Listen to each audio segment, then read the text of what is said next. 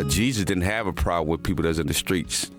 He had a problem with religious people. How can I help anybody when I was not even able to help my own son? I would never do that. And I became that in a matter of minutes when they took my pain pills away. And I said, I'm not where I want to be, but thank God I'm not what I used to be.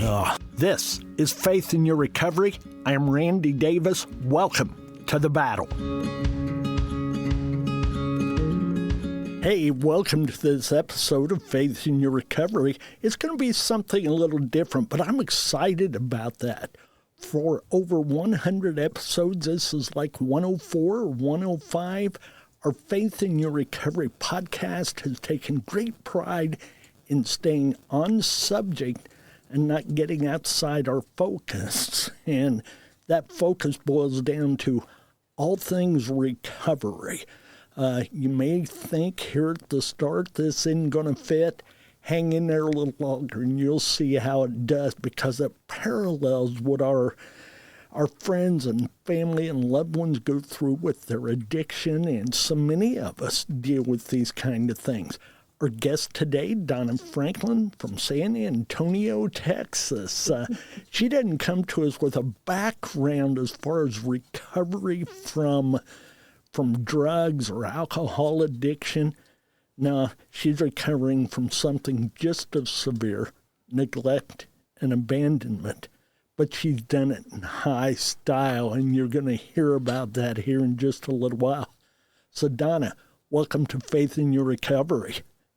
Thank you so much for having me. It's going to be such a pleasure today. Oh, thank you. We're looking forward to what you have to share and say. Why don't you take a moment or two and just kind of introduce yourself to our listeners? Obviously, I'm sure you haven't met them. They haven't met you. This is a first for me even, but I want to know more about you personally, and then we'll get to the story. Sounds great. Currently, I live in San Antonio, Texas. And I moved here from Denver about 16 years ago. I started in real estate at that point, and I had a really young daughter, just to try to... Is there a feedback? Or can you hear okay? You got that, Eric? Just keep going. We're all right. Okay, thank you. And so moving to San Antonio, I knew no one. And I got into real estate because I needed to be able to take care of my daughter, right? And so fortunately, I actually started going to a church and started getting to know the members, and they helped me to get a bunch of clients, and I was able to make a decent living even my first year. And that's kind of where I'm at now, but it's been a long journey to get to where I am. Did you want me to go into a little bit of that, or are you going to wait a little please bit? Go ahead and tell us a little of that. Yes. Okay. So growing up in Alabama is really a poor state, and it's crazy that we were some of the poorest ones in that state. My mother and my grandmother lived with us. Luckily, she raised us. I have 3 siblings, and so 4 girls. I don't know how my grandmother had hair after all that, raising us. But it's just been such a long journey because my mother, she worked in fast food restaurants, so she made very little money. And she worked really hard, but she made very little money, and definitely not enough for us to live on. Honestly, in today's standards, we would have been homeless because there's no way that we could have survived on what she made. On paper, it shouldn't have happened. Yeah, right. I understand. Right. I say we, but because my siblings went through the same thing. But going to school, the lunch we received, which was a free lunch, was the first meal that we had that day. And most of the time, it was the only meal that we had that day. And eventually, I mean, it was so hard making it through to lunchtime because you're sitting there trying to concentrate, and listen to the teacher, and your stomach is growling, and the kids are listening, because some kids are not very nice, they'll make fun of you, and that's what happened. Of course, we didn't have anything but hand downs. Um, but the food, I think, was the hardest thing, is or lack thereof, I should say, and it was really, really hard until about I was in fourth grade, and they actually developed a breakfast program. So we had two meals in the day. It was like, oh, thank you, Lord. Right? Christmas every day, Thanksgiving Christmas every every day. day. That's right. So that's kind of how I was raised. And My wife was a first grade teacher for 41 years. Now, oh, wow. I just heard your story. I'm not trying to say that I know it, but I know the story of other children. And that Yeah. suffering, the bullying that goes with that when you have less than the other kids, when you're not the style they are, and just let alone being hungry and trying to deal with the day. That had to make it difficult education wise. So I It was. say welcome to your ability to stay with it and to battle that. So tell us where the neglect and abandonment came in, please. So just one example, it was kind of, and this is so I've written two books, Randy, and my second one is when this memory came back. For example, I was at school, it was elementary school, and my mother said that she'd come pick me up. Well, I waited there for 3 or 4 hours after school. She never showed, and I couldn't walk home. It was a new school. I didn't know where to go. And that's just one thing that I have been with. Um, and I know my siblings probably had to deal with the same thing. I just don't remember. Uh, and neglect. I think mostly that was just because my mother never wanted us. My older sister and I, we knew we weren't wanted, and it was just that was hard because it was everything we had to deal with. Of course, trying to figure out how we were going to get food. That was the big thing. Not having clothes like the other kids did, dealing with all the bullying, and then knowing that our mother didn't want me and my older sister. I know for sure she didn't. And so that was really kind of hard to deal with as well, especially when you're so young and you're trying to deal with so many other things, right?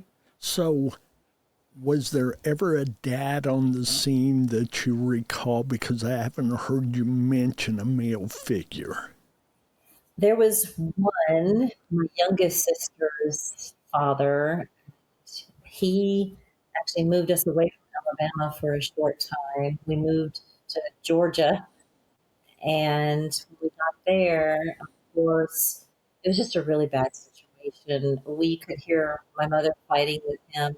They would throw things, um, one of my younger sisters, she kept wetting the bed because it was so traumatic for her, And then one day, my uncle came and he had a gun and he was making sure that my stepdad at the time was not going to try to do anything when we were moving back to Alabama. And he actually did show up, and my uncle had to point the gun at him and keep him from trying to keep us there because it was just such a bad situation. What Um, what did this so do to your self-esteem, self-worth, self-value at that time? I'm sure at oh, your age you weren't even sure what those were, and with your experiences, you go ahead and tell us. I don't need yeah, to speak for you. I had none. I mean, it was just it's so hard because you don't know what's going to happen. We didn't know from day to the next if we were going to be in the same house. If we and we weren't, we moved around a lot. if we were going to, we knew nothing, right? I mean, I remember thinking back and I just thought it was such a uneasy feeling every single day. And my grandmother was our only stability. And when my stepdad moved us to Georgia, she didn't come with us. So that just totally destroyed most of us, if not all four of us. And I used to cry all the time, every night, because I was afraid she was going to die. Did you realize that this wasn't normal upbringing? You know, sometimes we get in a situation and we think that's the way everybody lives. Did you know you were in I'm going to say a bad place, you know, as far as the way you were being treated? Yes, you know, there's an example that I remember. I only had one or two really good friends because it was really hard to trust people, Sure. even kids my own age.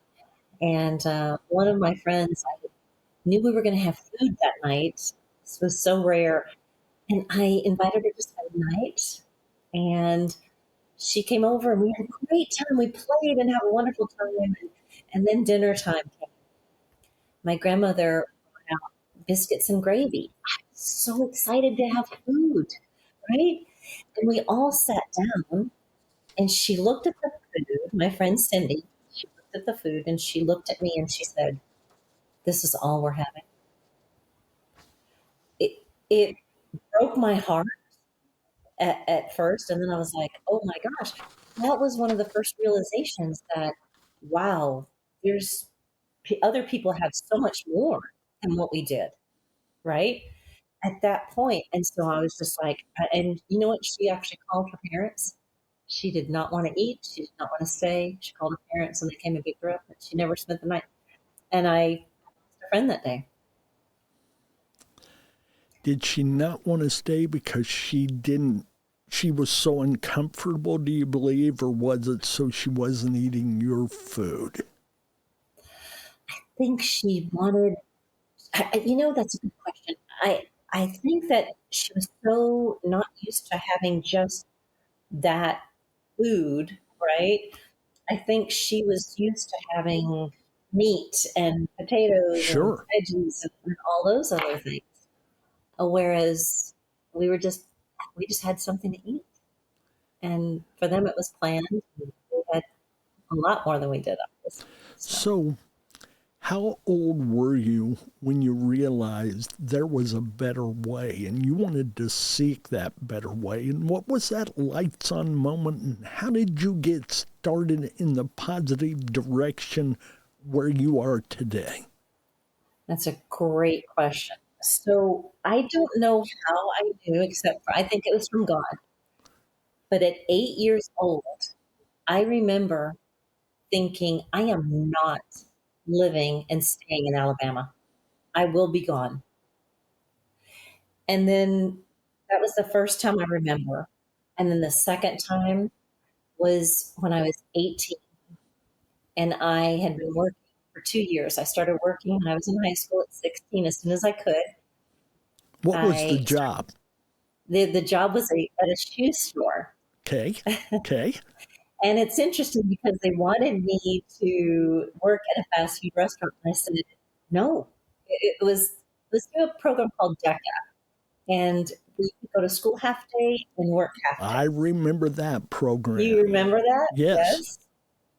And when they asked me if I wanted to work at a fast food, I said no, because that's what my mother did. And I did not want to do that. Sure. So there was a shoe store that was open. Now, of course, obviously I didn't make much money, but I was in high school. But 2 years after I started working at Shoe City was the name of it, um, I was able to have enough money to where I could buy a pair of pants and a shirt for me to wear to work. So I went to a clothing store and I walked in and I thought, I don't know how to buy clothes. I had never done that before, ever. Wow. And I was thinking, I'm 18 years old. I know all my friends bought clothes and things, and that was the first realization. And to be honest, I don't know if I bought any clothes that day. But when I sat down in my car after I left the store, I sat there and I thought, I can't do this anymore. I have to change. I have to figure this out for myself because I'm not getting any direction from anyone else. And I just started trying to find anybody I could to help me as far as like books and audio and things like that. And the first person I found was Tony Robbins.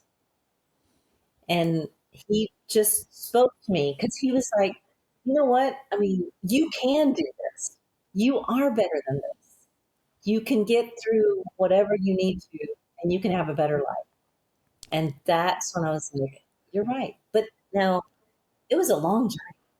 It's taken me a long time because working through all those things, it's taken me a long time.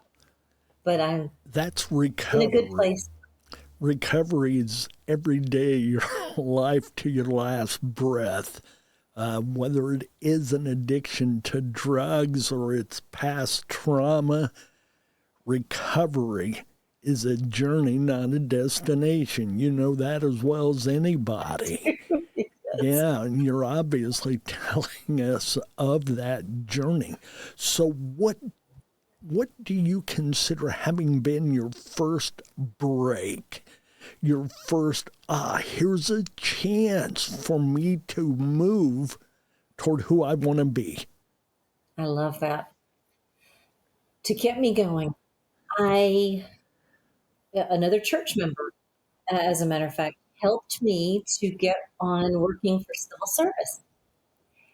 And I came in at the lowest level because at that point, no one was allowed to be hired by the government. There was a freeze for hiring on.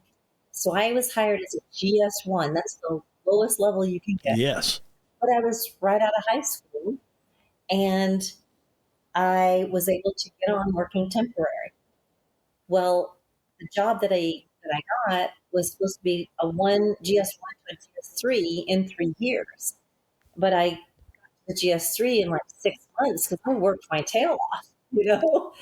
And so, luckily, by that time, the freeze was over, and they were able to get me into a higher position. So that is what I consider my first big break because I was able to earn money. It was a steady paycheck, and I had leave if I needed to take leave, and it was a great just starting. I'm amazed here at how you were able to convince yourself after all you'd been through that you were worth this, that you did have those skills, you did have value and worth, and to be able to move forward in all of that, to keep that journey going. Wow. It's God. He's the only. That was He's my the only next way. comment. When there are too many coincidences to be coincidences, God's the one. He's there before the first one. I understand that. Oh, But the neat thing about it, I've always said, God can give you the farm. He won't drive your tractor, okay? And he gave you the position. You said, I think, quote, you worked your tail off. You went from G1 to G3 in like 5-6 months, whatever it was.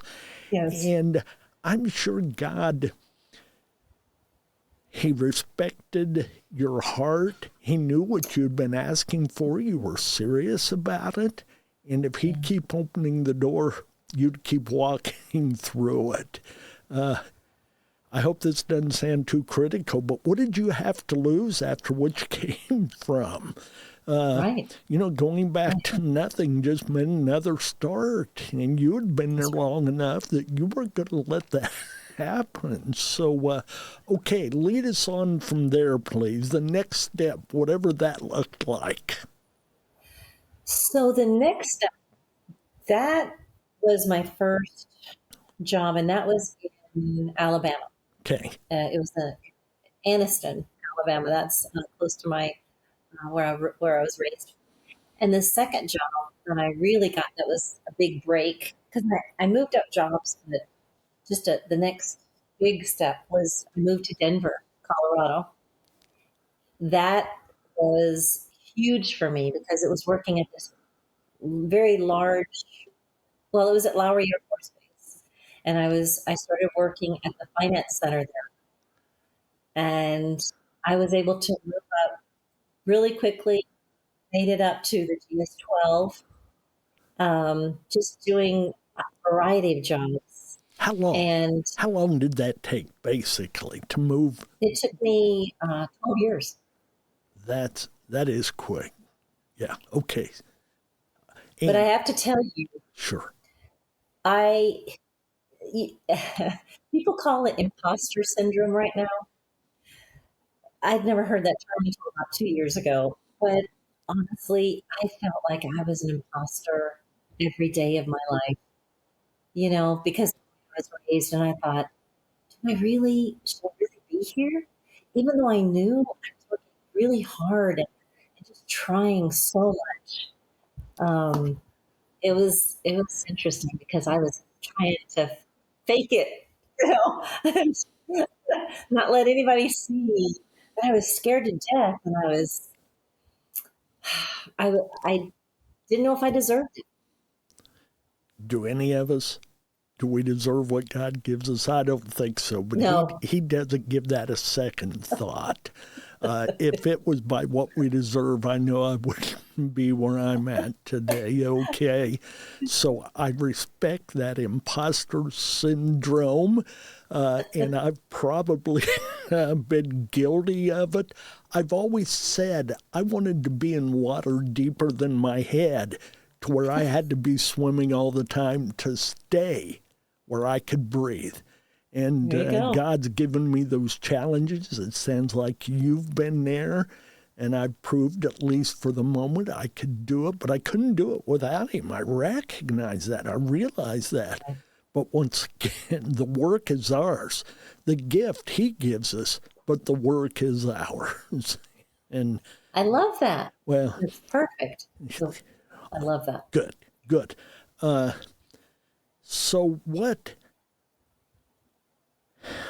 advice could you give others who have been through the trauma, the experiences, the abandonment, the neglect, that feeling of worthlessness, devaluing yourself? What kind of advice would you give to somebody right now who was 18 years old? What would you tell them if they just told you your story and it was theirs? I would tell them, you have no idea what God is going to give you in the future. So you do not think about any of the things that anybody has said to you or done to you that is true. It's not true. You are so valuable. God loves you and wants you to succeed. And you take every day and you value it and do everything that you can to make your dreams come true, because they will. If I can make my dreams come true, you can make your dreams come true. And if you just need somebody to talk to, you call me or you text me, and I will be here for you. I don't believe in what some preachers, or at least what I get from them on television and elsewhere, the idea of prosperity theology. Right. I don't believe it's God's desire that we all have great wealth or anything else, but I believe it can happen to many, and he's often the reason that it does. I have always said I want to be the total me that God created me to be. And whatever level that gets me to, hey, I'll be satisfied with that. And I'll live that out to the best of my abilities and with all the joy I can muster. And I, once again, get the impression that's where you're at. So can you sum up in a sentence or two what moved you from poverty to prosperity? And let me throw something in here. Didn't I read that you were the #1 realtor in that area at one point? Maybe today, I don't know. But is that accurate?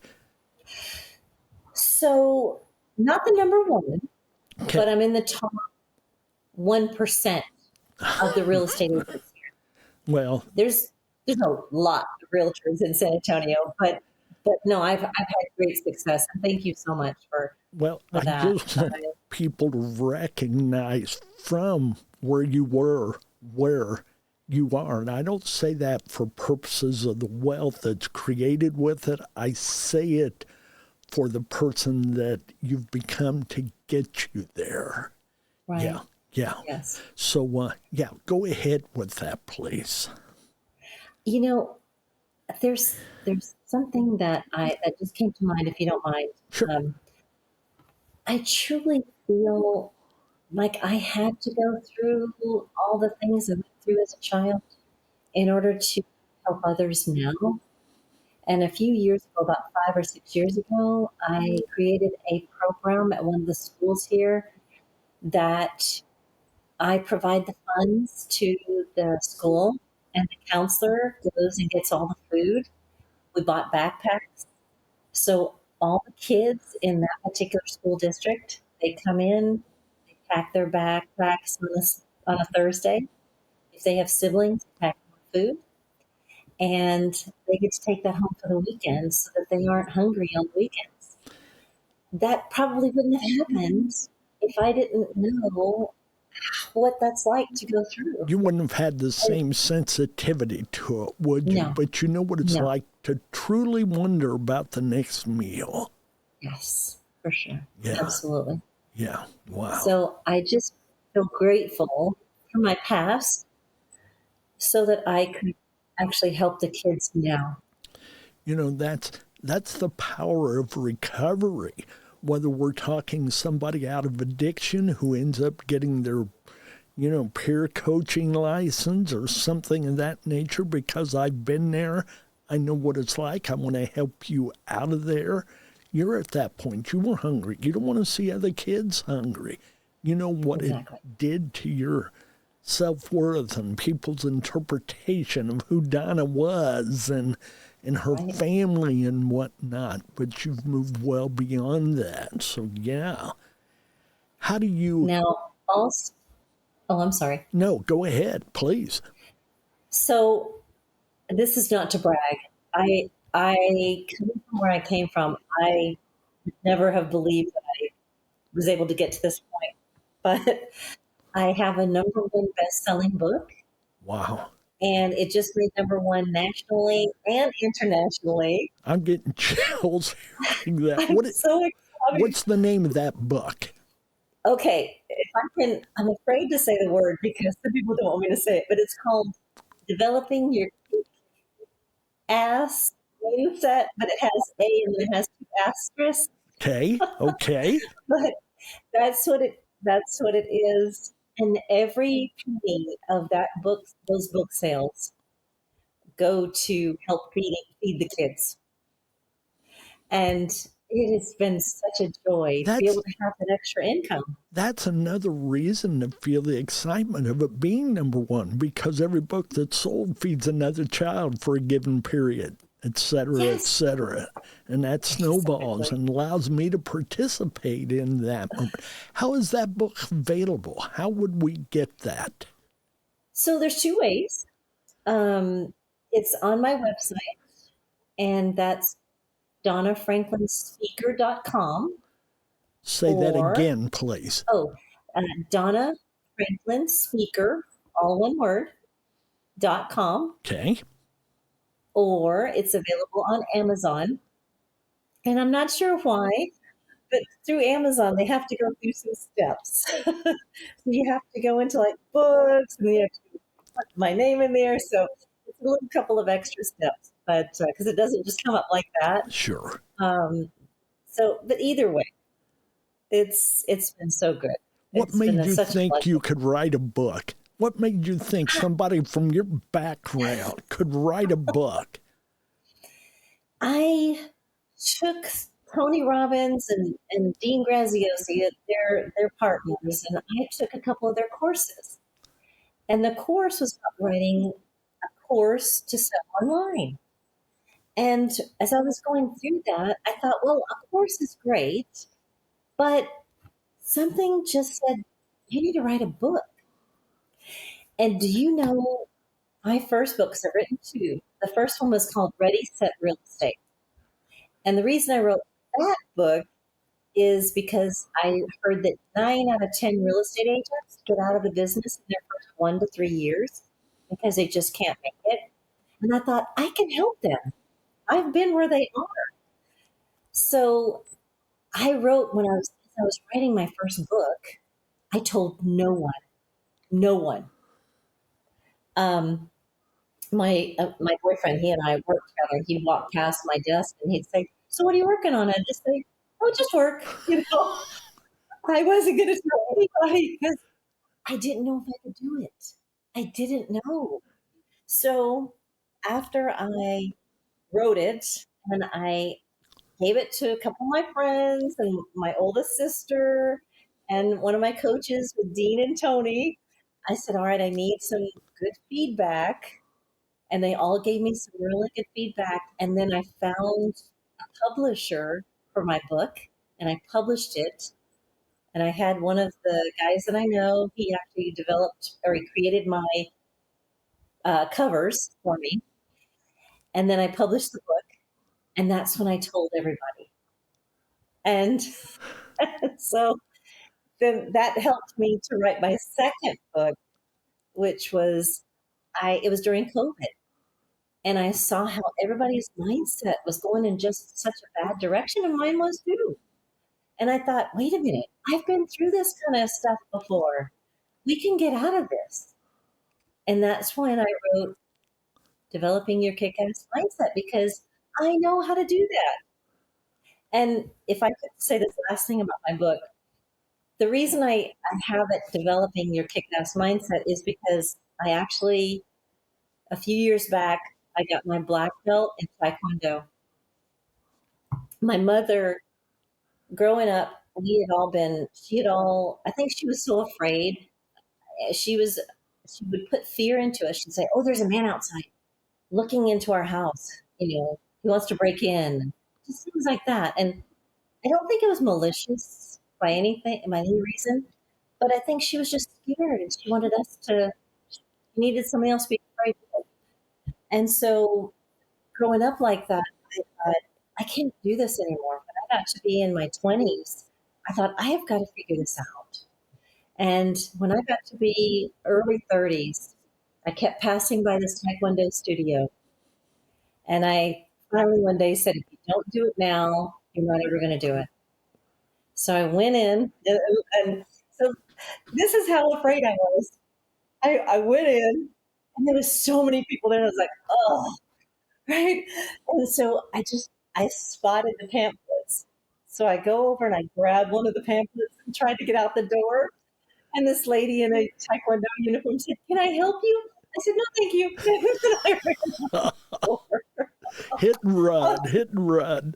And I got my card. I thought, oh, Donna, what? And so I actually figured out that I could start that week. And I was able to start. It took me 5.5 years to get my black belt. But it's the first time I was ever able to set a goal and accomplish it that was that big. That was monumental for you then, wasn't Monumental. it? it set the tone for your future, it sounds like. Yes, It did. I can, was the attitude from that moment Yes. on, regardless Yes. of what the challenge was. Yeah. Wow. A couple of times there you said you knew you had to write a book. I'm going to guess that was God's prodding at that moment. Everybody No else doubt. had pushed it, but he touched the final button and you listened. You did it. There's some people that want to write a book their entire lives, and I never did. And that's why when you said that, it had to be God, because it certainly wasn't in me. I hear you. I have just completed my second. Actually, we received the dummy copies, the proof copies today. Oh, congratulations. Thank you. It's Recovery Conversations with Randy Davis. And what it is, it's not my story, but it's transcripts of our podcasts. So we'll be sending you a release, hoping to get your permission to use your story as one of our chapters. We hope to do 6 books, and we're getting on with it well. And it just tells folks, there is hope.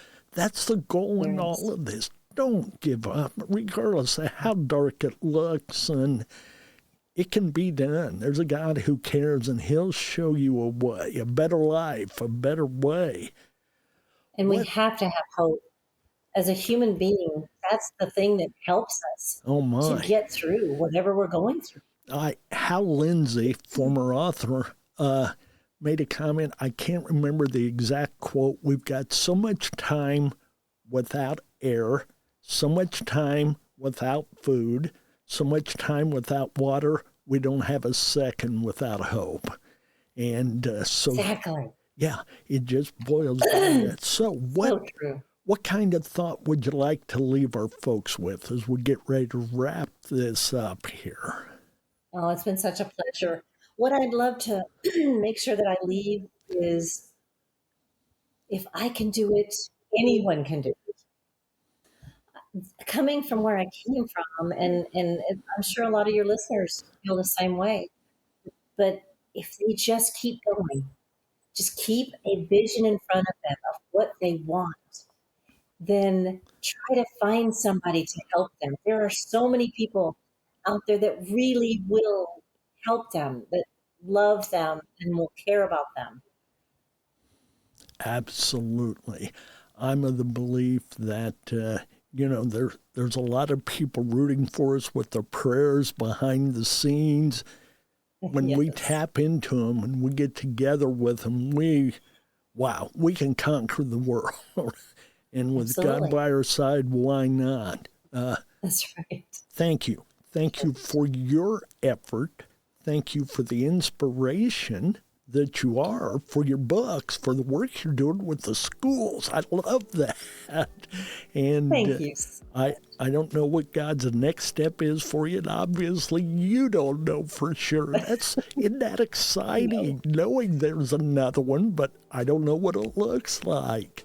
So we appreciate what you've shared with us today, and we just pray God's blessing upon you. And similar to what you said, I always like to tell folks, today maybe they didn't get their answer. Tune into the next episode. It could be in it, or take that step around the corner. It could be just around the corner. Don't stop now.